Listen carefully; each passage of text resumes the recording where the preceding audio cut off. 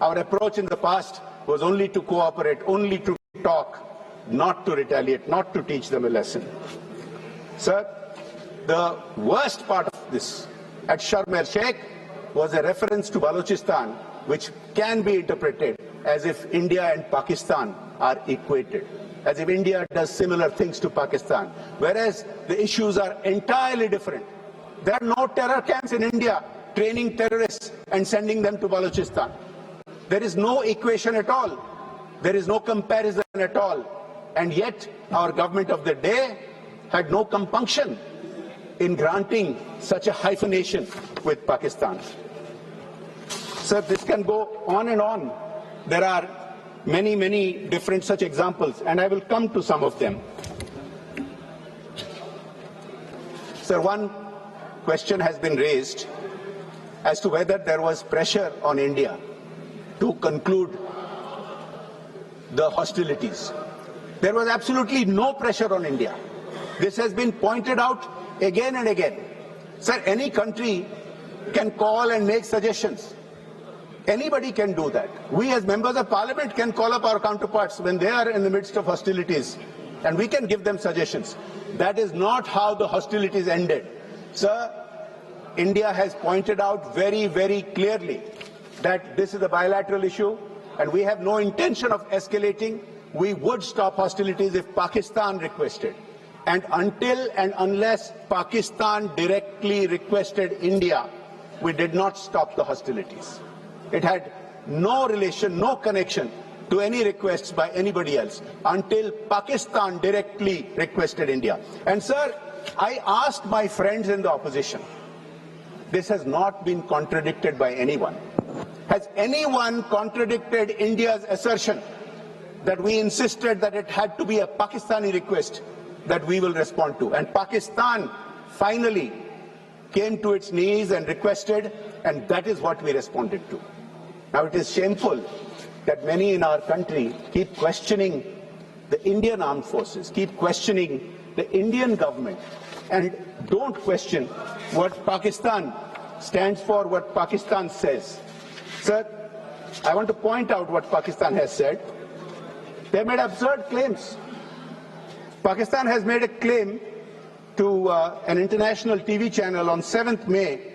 Pakistan's IB Minister Ataullah Tarar said, there are no terrorist camps in Pakistan. Have any of our friends in the opposition questioned that? Many of them have been quoted repeatedly in international media. Have any of them questioned that?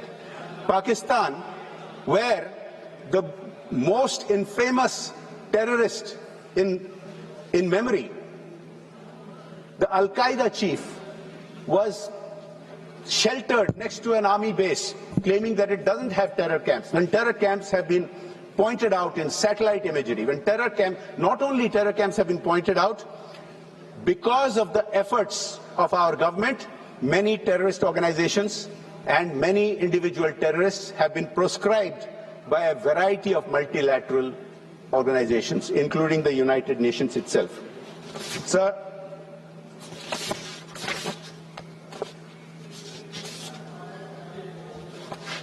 I would like to point out that when the Honorable Congress member from Assam talked about certain things, I think it does deserve a response.